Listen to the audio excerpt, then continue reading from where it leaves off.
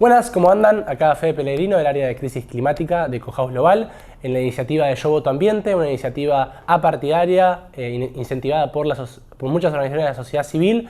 No me quiero olvidar ninguna: Alianza por el Clima, Ahora Qué, Correntinos contra el Cambio Climático, Ecohouse Global y Fundación Sustentabilidad Sin Frontera. Contamos con el apoyo de Change.org, Amnistía Internacional, Huerta Coworking, Oliver Agency y también Econews, que hacen que todo esto sea posible. Como saben, vamos a estar entrevistando a candidatos y candidatas para saber sus propuestas, conocer sus ideas y sobre todo saber qué plantean para nuestro país con perspectiva ambiental. Antes que eso, estamos entrevistando a especialistas. Hoy tenemos la suerte de contar con Micaela Carlino, quien es licenciada en Economía y máster en Economía por la Universidad de Itela y está estudiando hace muchos años la relación entre la economía y el cambio climático. Micaela, ¿cómo estás? Muchas gracias. Fede. ¿Cómo estás? Bueno, para arrancar y arrancando con temas económicos, hace 40 años Marcelo Diamant escribe un libro que se llama El péndulo argentino ¿hasta cuándo?, donde plantea que básicamente Argentina estuvo durante todo el siglo XX pendulando entre un proyecto nacional popular distributivo y uno liberal ortodoxo, que cuando uno encontraba límites se pasaba al otro y se iba rompiendo todo lo que iba proponiendo los anteriores. ¿Crees que en estas elecciones nos enfrentamos a algo similar, que hay dos candidatos o dos partidos importantes que están planteando ese péndulo, o crees que eso ya quedó un poco en el pasado? Sí, la verdad, yo creo que estamos medio atados a ese péndulo en Argentina. Quizás no es elección tras elección, sino pasan un par de elecciones y surge un nuevo candidato que se va hacia el otro lado. Quizás los nombres de los modelos no son ya tan adecuados como lo llamaba Diamant. Pero bueno, más allá de los nombres específicos, la pendularidad o esto de pasar de un modelo a otro tan distinto no es muy bueno para el país, independientemente de lo que propongan los modelos, por esto de estar yendo de un extremo al otro, de pensar el país en una dirección y después cuando viene el otro modelo hacer medio borrón y cuenta nueva, y con todo lo que eso implica desde el punto de vista del esfuerzo, de lo que uno aprende del anterior y tratar de construir sobre el anterior y no tener que estar yendo hacia modelos tan distintos, sobre todo pensando en lo que uno quiere transmitir como país y las políticas hacia afuera y dentro del país y las empresas que trabajan y la gente que vive acá, de decir, bueno, ¿para dónde vamos? ¿Vamos para acá? ¿Vamos para allá? Es difícil vivir en un esquema de cambio tan frecuente, sobre todo en un mundo que está cambiando tanto, ¿no? Estamos en un mundo muy complejo, cada vez más complejo, y sumar incertidumbre a nivel local, cambiando el modelo político, no ayuda a decir, bueno, este es el proyecto de país que queremos. Una cosa que yo siempre destaco es a nivel macro, las políticas tienden a ser más pendulares. Y en el caso de medio ambiente y de cambio climático, tenemos la suerte de tener una construcción. Cuando uno mira las políticas ambientales del país y de cambio climático, uno ve que gobierno a gobierno va construyendo sobre el anterior, aun cuando pasaron partidos políticos bastante distintos. Y creo que es algo que de lo que se puede aprender y mirar más ampliamente en otras políticas, de decir, bueno, aprendo sobre el anterior, construyo sobre lo que hizo el otro, de lo que el otro me parece que hay que hacer ajustes, hago, pero no esto de borrón y cuenta nueva. Y creo que también ayuda desde el punto de vista de cómo te posicionas a nivel internacional y de qué querés transmitir como país. Entonces, pensar en tener un proyecto de país a largo plazo con un modelo que piense en la gente, sobre todo. O sea, tenemos un país con desafíos enormes. Tenemos muchísima pobreza, mucha gente que vive muy mal, y me parece que el foco del modelo debiera ser cómo hacer para crecer, y en ese crecimiento que la gente esté incluida en el modelo y que la gente que hoy está viviendo realmente mal pueda ser parte de la sociedad y tenga una calidad de vida mínima, y que toda esa gente forme parte de la sociedad que hoy está realmente excluida. Para sacar a la gente de la pobreza, Argentina tiene que crecer, en términos económicos de su PIB, tiene que crecer para poder los desafíos sociales, o se puede no crecer y sacar a la gente de la pobreza. Es una pregunta compleja. Yo creo que tenés que crecer, no hace falta tener tasas chinas, pero tener tasas de crecimiento altas, sobre todo los primeros años, te ayuda. Cuanto más torta tengas, más va a haber para repartir. Entonces, pensar en que los países tienen que crecer es importante, pero para eso hay que pensar en términos de desarrollo sostenible. No tenés que pensar en, bueno, crezco a cualquier costo, sino que crezco pensando en políticas que sean integrales, que no sea solo crecimiento económico, sino que tenga un triple impacto. O sea, económico por un lado, pero por otro, conserves tus recursos naturales, conserves tus ecosistemas y tenga impacto social positivo. Entonces, ya no es solo crecimiento económico, sino crecimiento o desarrollo sostenible.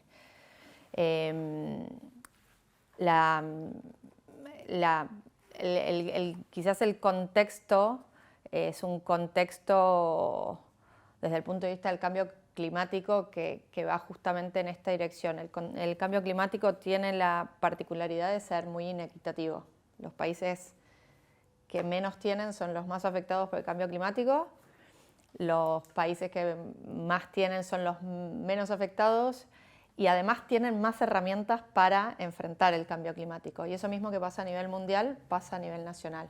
Entonces, en la medida que vos implementes, tengas un desarrollo económico que sea sostenible, lo que vas a lograr justamente es tener un impacto no solo económico, sino ambiental y social positivo, y de esa manera estar poco a poco generando empleo para gente que no tiene, mejorando la calidad de vida para la gente que está realmente mal. Entonces, el desafío que impone el cambio climático tiene la particularidad de dar una alternativa de poder crecer, pero no solo económicamente, sino como sociedad, ¿no? Pero bueno, para eso hay que tener políticas a nivel país que justamente entiendan este contexto de desarrollo sostenible. No sé, para darte un ejemplo, en viviendas, vos podrías hacer intervenciones a viviendas que hoy existen, que no tienen un confort térmico mínimo. O sea, la gente en invierno tiene frío y en verano tiene calor, o sea que su casa no hace el sistema de aislamiento no es bueno, entonces tiene que convivir con esos cambios de temperatura cuando se supone que el confort térmico lo que te da es más o menos parejo. O sea, vivís más o menos, independientemente del frío o del calor que hace afuera, puedo dormir de noche, puedo estar en mi casa tranquila. Y uno podría hacer intervenciones de mejora de esas viviendas, sobre todo en viviendas que tienen en barrios que son más carenciados, y eso tendría un impacto súper positivo desde el punto de vista social. ¿Por qué? Porque esa gente vive mejor, se enferma menos, puede trabajar, gasta menos en remedios, puede llevar a los chicos al colegio porque los chicos están sanos. Entonces, mejorando un poquito la calidad de vida, teniendo en cuenta que también hay un efecto desde el punto de vista ambiental, que es que mejora la eficiencia energética y que reducís el consumo energético, le estás ayudando mucho a una gente que puede gastar muchos recursos de su salario o de sus ingresos mensuales en el médico, en los remedios. ¿Por qué? Porque vive en condiciones que no son las mínimas. Entonces, tenés como este doble impacto, ¿no? De decir, bueno, mejoro la calidad de vida de esa gente, trabaja más, genera actividad económica, porque a la vez que trabaja más cobra, si no tiene un salario fijo, tiene ingresos por día y demás, empieza a gastar más, y eso va generando como un flujo y un derrame de esa mejora.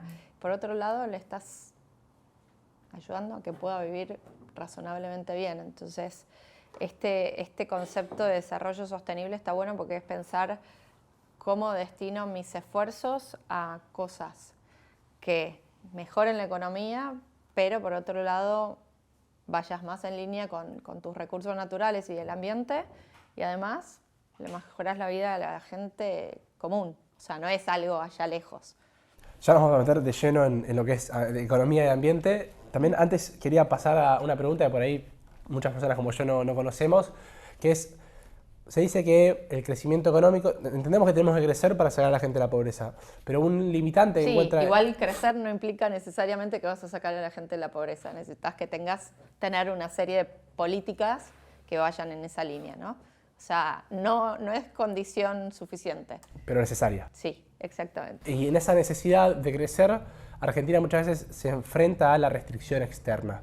¿Qué es esto? Y si tiene que ver con el tema de los dólares y qué rol juegan ahí los dólares, que hoy son principalmente de la exportación de materia prima. Bueno, eso es lo mismo que le pasa a cualquier persona que vive en un sistema de mercado, ¿no? Vos tenés que trabajar, cobras un sueldo y gastás. Si vos gastás mucho, no te alcanza el sueldo, te tenés que endeudar. El país se endeudó y tiene que pagar por ese endeudamiento. Yo creo que los países, si tienen una deuda, tienen que honrar sus deudas. Es lo mismo que si vos sacás un crédito para comprarte tu casa, después no puedes decirle al banco, uy, no, ¿sabes qué? Decidí que no quiero trabajar más y entonces como no quiero trabajar más, no cobro un sueldo, no te puedo pagar el préstamo. No. Uno o vive con lo que tiene o se endeuda y paga esas deudas que tiene. Entonces, parte del desafío de los dólares es justamente tener reservas para poder pagar las deudas, o sea, para poder pagar las deudas y también para poder importar bienes que hacen falta para poder producir. Nosotros formamos parte de un mundo, nosotros exportamos, pero también importamos. Cuando tenemos restricción de dólares importamos menos porque no tenemos cómo pagar esos bienes que vienen del exterior. Pero para poder producir y para generar productos de valor agregado necesitas cosas que no necesariamente se producen en el país y para eso necesitas dólares. Entonces, los dólares vienen dados por hacia dónde quiero ir como país, qué quiero vender, qué cadenas productivas quiero desarrollar, qué valor agregado le quiero dar a esas cadenas productivas y en función de eso voy a necesitar cosas de afuera y como voy a necesitar cosas de afuera necesito dólares, euros, lo que sea, digo, no importa la moneda, pero necesitas poder salir a comprar cosas que en el país no se producen. Y la ventaja de estar en un mundo en el que se producen muchísimas cosas es que vos podés producir lo que mejor sabes hacer y otro va a producir lo que mejor sabe y vas a tener economías de escala, o sea, cada uno va a hacer mejor lo que sabe en proporción. Y también en la vida cotidiana, o sea, uno ve que en momentos en los que no hay dólares, uno, no sé, pasa con cosas habituales, querés comprar algún repuesto de algo y no hay en el mercado porque está cerrada la importación y no es un producto que se consiga localmente. Entonces empezás a tener algunas restricciones en cuanto a producción, pero también en el día a día. Y lo otro que pasa es que si vos estás abierto al mercado internacional, podés competir con productos que vienen del exterior y eso genera que de golpe no tengas precios excesivos por productos que se producen acá y como no hay competencia al exterior, el único producto que tenés es el que hay y el que lo vende puede tener quizás un esquema de casi monopólico y entonces tiene una ventaja solo porque el país está muy cerrado. Entonces, para mí el hecho de los dólares sí o los dólares no es pensando en qué país quiero, en qué me quiero enfocar y para eso, bueno, voy a necesitar seguramente cosas del exterior y de esa manera poder producir eso de la manera más eficiente posible y por otro lado pagar las deudas que el país tiene, que asumió en el momento que asumió, con las condiciones en las que lo asumió, que uno puede estar de acuerdo o no, pero y qué se hizo con la deuda esa, pero o sea, formas parte de un mercado y en la medida que formes parte de ese mercado necesitas tener reservas para poder vivir en ese mercado. Muchas veces cuando se piensa en países desarrollados, se piensa en la industria, ¿no? Entonces, si vos te querés desarrollar, tenés que fomentar la industria, y los países que son principalmente exportadores de materia prima son países subdesarrollados.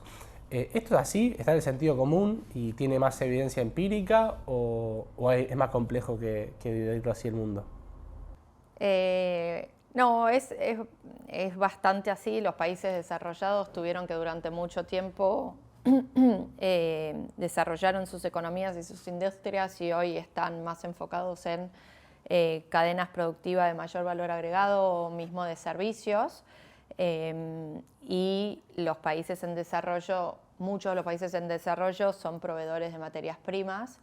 Yo creo que en la medida que uno quiera posicionarse en el mercado, tiene que pensar en desarrollar una cadena productiva con mayor valor agregado, porque eso permite crecer, posicionarse y ser el proveedor de tal o cual cosa. Después podemos ver hacia dónde queremos enfocarnos, pero te permite decir, quiero ser proveedor de este tipo de productos, y eso, además al desarrollar una cadena de valor generas empleo, y lo otro es que no dependes de la volatilidad de los mercados y de la incertidumbre del mercado.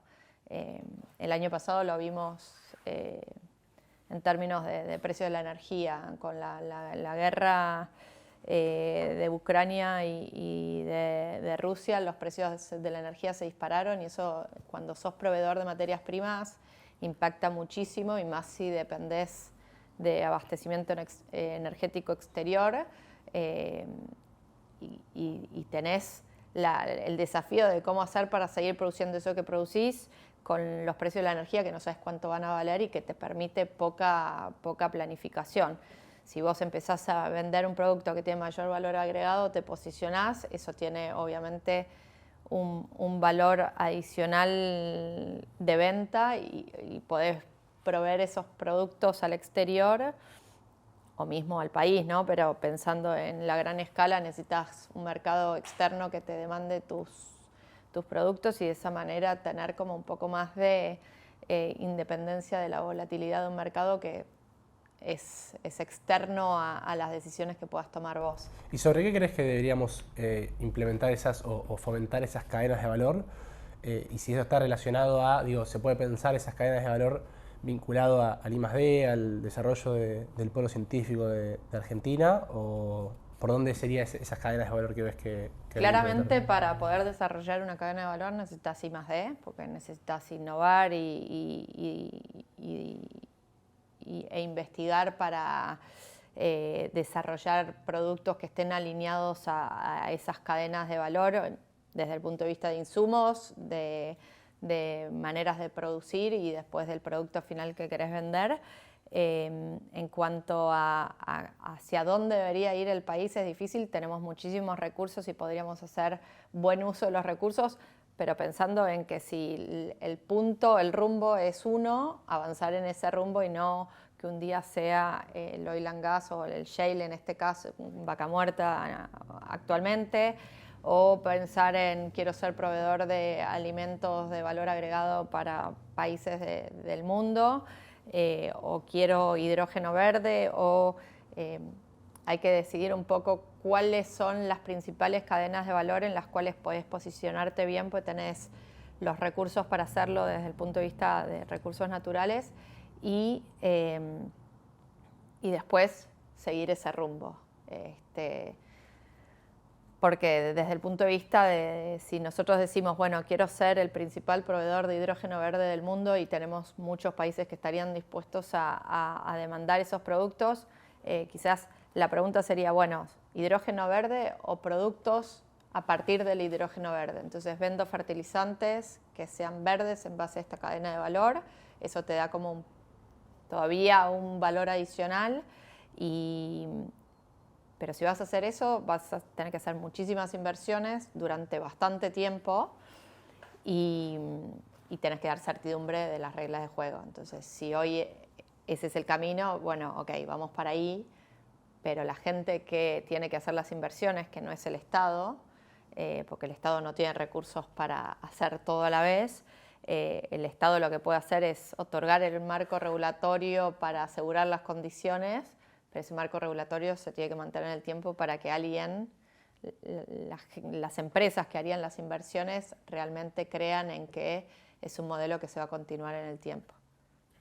A nivel mundial se está discutiendo si a nivel mundial hay que decrecer o no, de que el crecimiento actual está atado a un mayor consumo energético y a una mayor presión de nuestra economía mundial sobre los límites planetarios.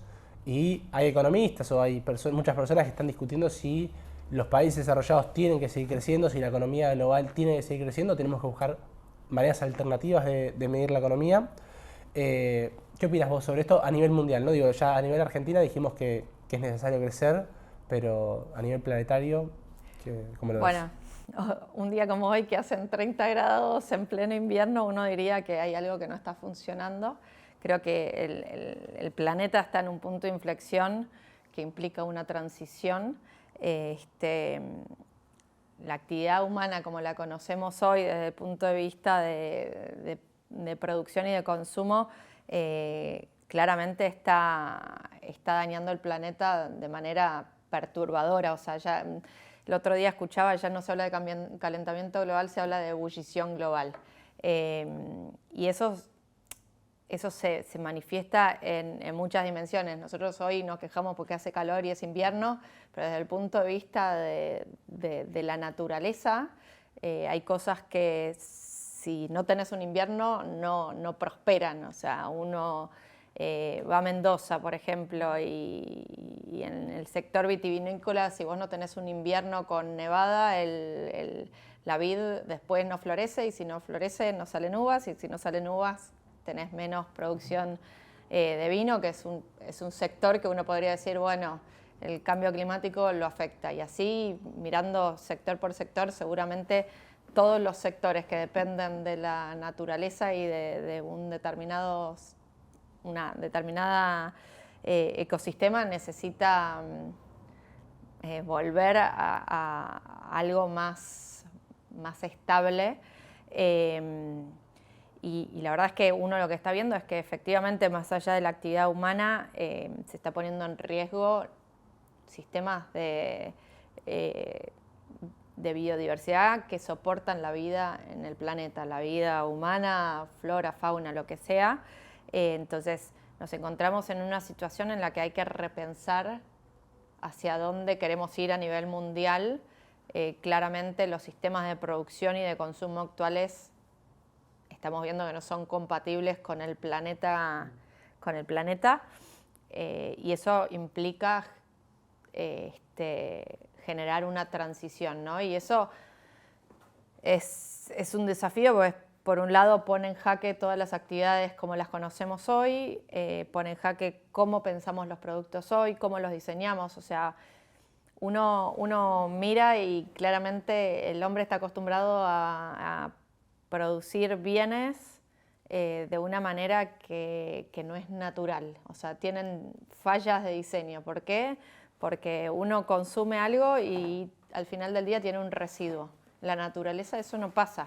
El residuo de la naturaleza, o sea, algo que es residuo para un sistema es algún tipo de insumo para otro sistema, y en las cadenas eso funciona así. En el mundo eso no pasa. Nosotros consumimos y tiramos. La linealidad de la producción y del consumo claramente tiene que cambiar, y tenemos que pensar en cómo hacer para, por un lado, diseñar productos que sean circulares, o sea, que lo que hoy algo se considera residuo no sea considerado residuo como parte del diseño y que tenga alguna utilidad posterior. Y después, desde el punto de vista del consumo, también estamos muy acostumbrados que calidad de vida es consumir más, y no necesariamente. Tendría que ser consumir mejor. ¿no? Entonces, pensar en hábitos de consumo que estén más en línea con esto natural. Yo creo que las generaciones más jóvenes están haciendo ese cambio de consumo producto local, miro de dónde viene, cómo se produce, y eso tiene la ventaja de tener como un incorporado el impacto que tienen nuestros hábitos de consumo en la medida que la demanda genere más exigencias desde el punto de vista de qué se consume, va a hacer que las empresas empiecen a considerarlo. Las empresas de a poco lo empiezan a incorporar también esto de economía circular, de generar menor impacto ambiental. Pero estamos hablando de que necesitamos una transformación sistémica y no cambios pequeños, ¿no? Entonces, se suma además que el mundo sigue creciendo, o sea, hay cada vez más gente. Cuando uno mira algunas estadísticas se ve que a medida que siga creciendo la gente y siga habiendo calentamiento global, va a haber cada vez más refugiados climáticos, con lo cual vemos estadísticas que son alarmantes. Deberíamos pensar que no es solo, bueno, pongo algunos paneles solares o introduzco energía eólica, sino una transformación de raíz de cómo se produce y cómo se crece en los países para asegurar que efectivamente estés en línea con un planeta que permite la vida humana en la medida en la que no lo colapses. Entonces, creo que sí se puede pensar en seguir creciendo, pero pensando en que hace falta un cambio 180 del punto de vista de cómo creces y de cómo producís y de cómo consumís. Y hay algo ahí que plantea un problema a la economía, por lo menos actual, entiendo, que es si vos querés, por ejemplo, incentivar que haya menor consumismo, que la gente deje de comprar celulares todos los años, que se deje de intentar cambiar el auto cada 2 años y empezar a vivir, como vos bien decías, vivir mejor, con menos consumo, implicaría una baja en la demanda de la economía y por ende menor producción y por ende menor empleos, y tal como está pensado hoy o como está armada la economía hoy, podría generar también problemas. Digo, algo que parece una solución en términos ambientales puede llegar a ser un problema, por lo menos con los parámetros que se maneja hoy la economía. Bueno, varios puntos. Por un lado, tenés que, desde el punto de vista de cambiar el auto, por ejemplo, en Argentina, o cambiar de celular, hay poco que se produce en el país y mucho que se importa, con lo cual si vos importaras menos celulares, hasta te ayudaría desde el punto de vista de lo que hablábamos hace un ratito, de los dólares que necesitas. Pero para hacer esa transformación necesitas tiempo, necesitas hacer inversiones, necesitas generar empleo, necesitas capacitar a esa gente en esos nuevos empleos, en esas nuevas industrias, con lo cual no es que de un día para otro vas a dejar de consumir, o sea, sí vas a tener caída de producción en algunos sectores, pero necesariamente vas a crecer en otros sectores distintos, nuevos, que implica muchísimos recursos desde el punto de vista económico, financiero, pero también humanos. Y para eso necesitas que la gente sepa si vas a, por ejemplo, decidir instalar paneles solares. No digo que sea la solución al problema, pero si vos decidís instalar paneles solares y desarrollás toda la cadena de valor, necesitas un montón de gente en todas las instancias para asegurar que esos paneles solares se instalen y después que los operen, y después con esa energía nueva que generas, energía renovable, tenés productos distintos, porque ya no vas a tener motores a combustión interna, entonces necesitas autos y colectivos o trenes que sean eléctricos, entonces vas desarrollando otras industrias nuevas y distintas, pero no es que en la transformación es todo pérdida. De todas maneras, sí creo que desde el punto de vista del consumo hay como un exceso de consumo de todo el tiempo. Y yo creo que eso es producto de que obviamente las empresas de consumo masivo, las empresas de electrónica quieren que consumas más, porque obviamente para una empresa vender más implica que la última línea de su flujo sea positivo, pero yo creo que parte del mejor es que los productos que estén pensados desde el punto de vista de un desarrollo sostenible sean de mayor valor, y eso de alguna manera el mercado te lo va a compensar también. Durante los años 60, en América Latina, surge la teoría de la dependencia, diferentes exponentes, hablando de, por un lado, el intercambio, se me fue la palabra, el intercambio negativo que hay por los recursos naturales cuando vos vendés, un poco lo veníamos hablando, incorporan muchas esferas donde básicamente lo central de la teoría es, por un lado, que los países desarrollados no van a querer que vos te desarrolles y van a poner trabas en la rueda, que no es que hay países subdesarrollados que pueden llegar a ese desarrollo, sino que el desarrollo de algunos países es consecuencia del subdesarrollo de otros. ¿Crees que esto está vigente? Y si este rol geopolítico está actualmente en disputa, ¿no? Y pienso mucho cuando escuchamos a Laura Richardson, jefa de Comando Sur de Estados Unidos, hablando de que el litio es un tema de seguridad nacional y conceptos que usaron para justificar intervenciones militares en América Latina. ¿Hoy está eso presente para vos? A ver, hay una pugna geopolítica que creo que es todavía más compleja que desarrollado, subdesarrollado, que creo, o sea, hay muchísimas discusiones a nivel internacional en juego de abastecimiento energético, de abastecimiento alimentario, se suma toda la negociación internacional de cambio climático y de las agendas de desarrollo sostenible. O sea, son muchísimos ámbitos en los cuales los países tienen una posición, y obviamente nadie quiere perder su posición desde el punto de vista de, bueno, yo hice un esfuerzo como país, llegué hasta acá y no quiero verlo amenazado. Pero desde el punto de vista si los países desarrollados pueden trabar el desarrollo de los países que están en desarrollo, yo creo que es asignarles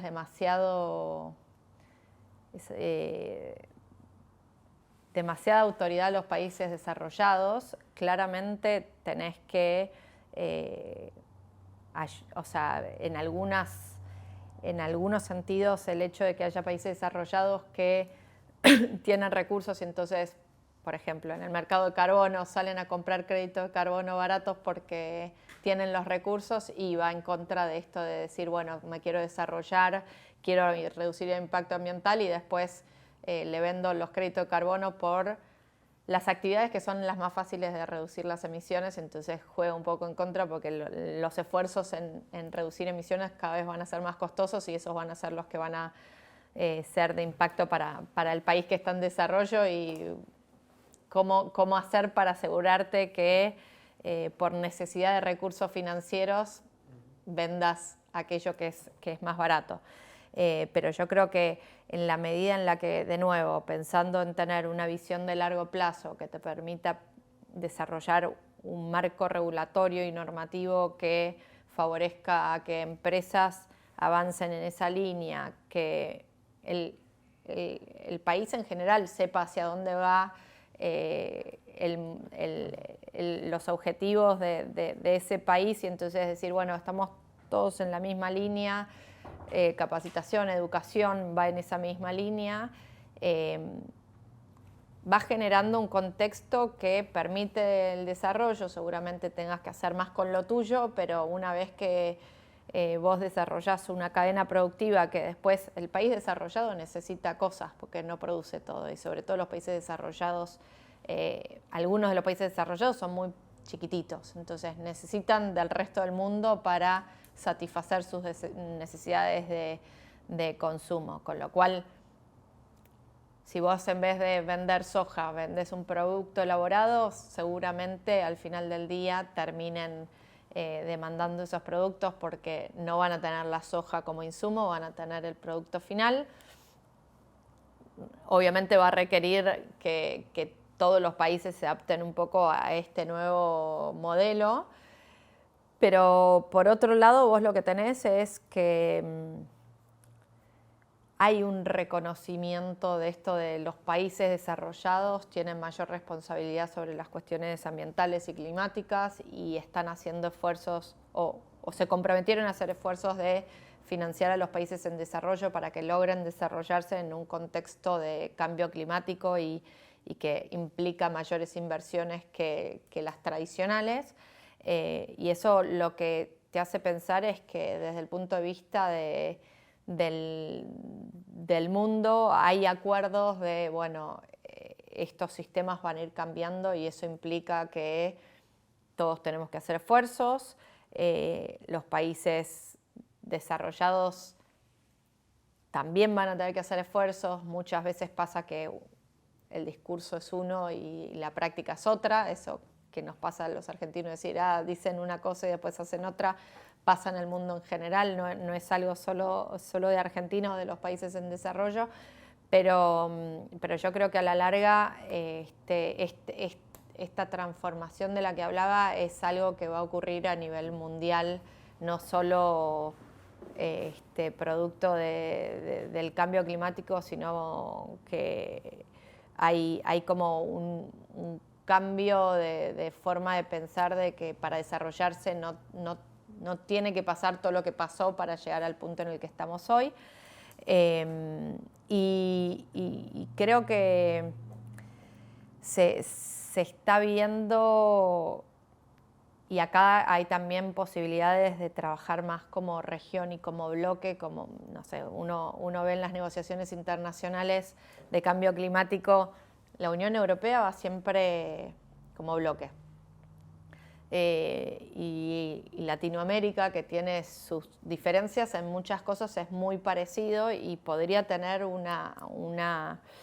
o al menos algunos países podrían tener una posición más unida, que eso te permite negociar distinto. Pero si vos negociás un país versus un bloque, tu posición de negociación va a ser mucho menor.